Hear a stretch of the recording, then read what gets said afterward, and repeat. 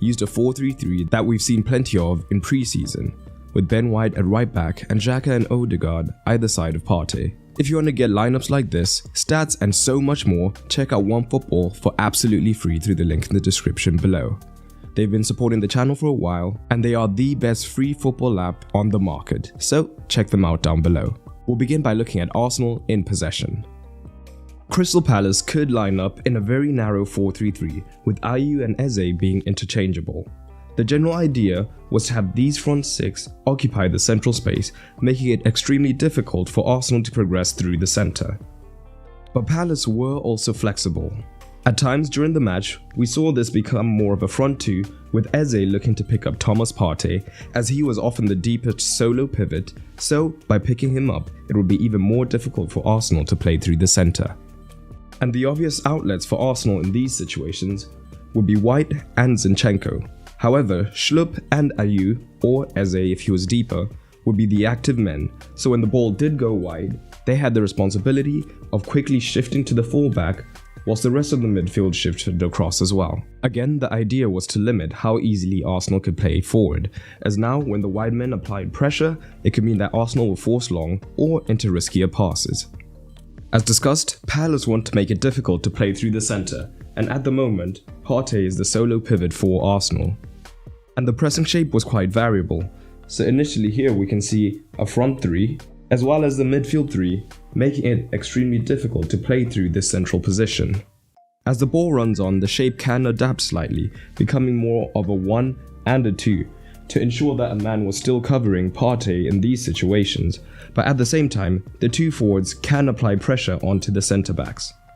And the obvious space is with Zinchenko, but as soon as it does begin to go wide, Ayew from his more central midfield position can then apply pressure, hoping to force Zinchenko long or backwards towards Ramsdale.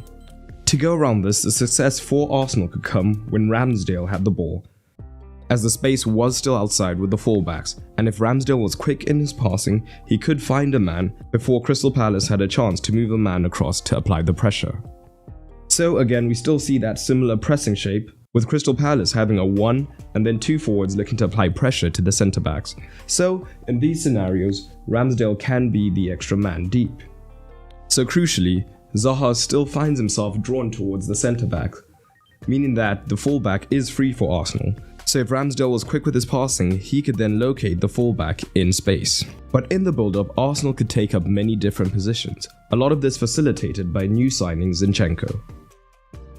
They could line up in a more traditional 4-3-3, with Thomas Partey being the single pivot, whilst Xhaka and Odegaard pushed up fairly high, forcing the Crystal Palace midfield slightly deeper.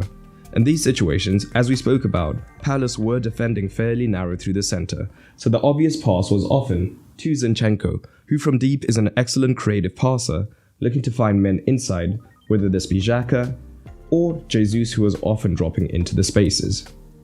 So Arsenal could at times build up with this fairly traditional shape of a back four, as well as a midfield three consisting of 2 free 8s in Xhaka and Odegaard, whilst Partey would be the anchoring man deeper. Again, Palace are fairly narrow, so the space is with Zinchenko out wide.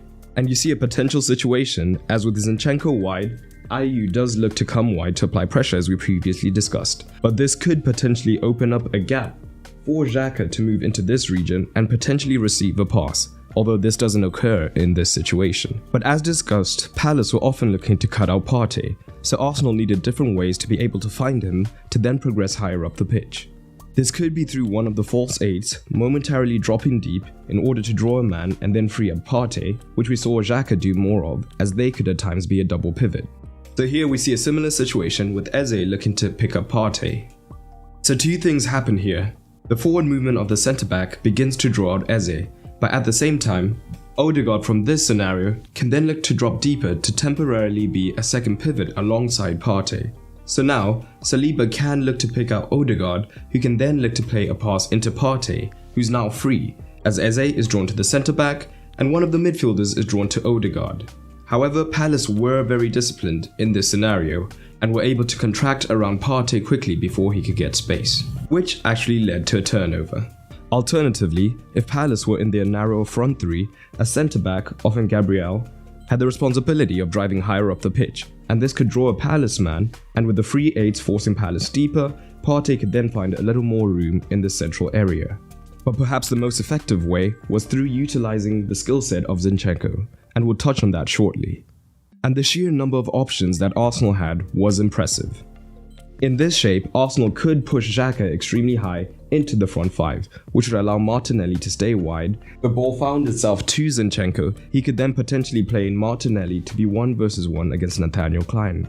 Alternatively, what we could see is Xhaka dropping deeper to be a second pivot alongside Partey.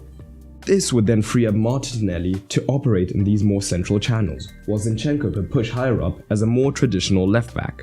One way Arsenal could then utilize this shape is by dropping Martinelli deeper to try and get on the ball, and this often drew the centre back into a higher position, leaving space in this region, and Jesus was often quick to make runs into the vacated space, hoping to get on the end of a longer ball.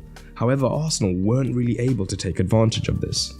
So here we have Xhaka deep alongside Partey to be the second pivot, which means that Zinchenko on the flank is playing more as a traditional left back, allowing Martinelli to tuck infield. And one thing Martinelli did well throughout this match when he was in these inside positions was to drop towards the ball, which would then draw the centre back out with him. This results in a massive gap in the centre of the defence, and it would have been interesting to see a player like Zinchenko then look to make a run into this gap. However, for the most part, Arsenal did not do this. Here's another similar situation with Xhaka being deeper alongside Partey as the pivots. Martinelli drops deep towards the ball, dragging Anderson out of position.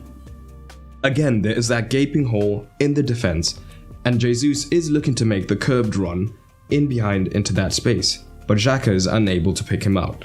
So the role of Zinchenko was interesting. He could invert, as he often did at Manchester City, into the midfield, so that it was a double pivot of him and Partey. So if the man looked to pick him up instead, Partey would then be free to receive the ball. But the knock-on effect of Zinchenko's positioning was even more fascinating. Firstly, if Ayew was drawn in central with Zinchenko, it would free up Xhaka, who could opt to move into the left-back region, where there will be plenty of space for him to then look for a more penetrative pass. From left-back, Zinchenko has instead drifted infield, which means that Jordan Ayew from this wider position has one eye on him. Xhaka spots that the space is now in the region vacated by Zinchenko, so begins to move into the left-back area, and this allows him to receive in some momentary space. Alternatively, this could allow Martinelli to still remain wide and have Xhaka instead pushing extremely high. And Xhaka's more attacking role has been evident under Arteta, as we often see him looking to make runs into the box from these positions. Again, in this situation, Zinchenko is infield as a second pivot alongside Partey, and this allows Xhaka to push up even higher, drawing some of the central midfielders, whilst Martinelli can keep his position wide. And as a result, Partey even gets some extra space in the midfield. And because so much of Arsenal's play was coming down the left-hand side in these situations, we could often see an overload. And as we discussed, the Palace front 6 were looking to remain fairly compact to make play through the centre difficult. However, this would mean Odegaard's positioning in the half space could be even more effective, as Mitchell would often be drawn in central, and thus freeing up a switch towards Saka. And we did see these switches in Arsenal's second goal. So in this scenario, Palace's midfield 3 are still looking to remain fairly compact. However, what that means is that Odegaard has space on the outside in the right-hand half space. So now when Odegaard makes the run from the position he was in previously to here, it has drawn Mitchell infield, meaning that Gabriel can look for the switch into Saka, leading to more of a 1 versus 1, although it doesn't come to much. These were just a few of Arteta's tactics in possession. What else did you notice? Drop it down below. To prevent the video becoming too long, in our next video we'll look at his defensive strategies. So if you want to make sure you don't miss out on that, drop a like and hit subscribe. I hope you enjoyed this video, and if you did, you might enjoy the content available on my Patreon. Not only does Patreon help to support the continued production of content, as I am a one-man team, but it also gives you early access to videos that will come on the channel. You'll also get exclusive videos, get to vote on polls, and so much more. And it's cheaper than ever, no longer having a tier system, so everyone on the Patreon gets access to all the content. So head over to patreon.com/footballmadesimple to